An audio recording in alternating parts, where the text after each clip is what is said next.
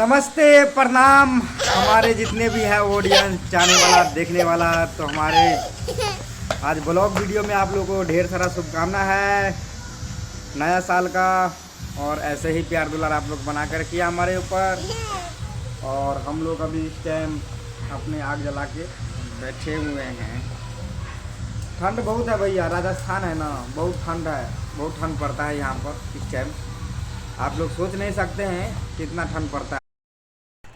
Hello दोस्तों, तो आप लोग कैसे हैं? आप लोग देख सकते हैं कितना ठंड पड़ रहा है। और ठंड में हम अभी अपने जॉब पर जा रहे हैं, तो आप लोग जान सकते हैं इतना ठंड में हम लोग अब जॉब में जा रहे हैं, कितना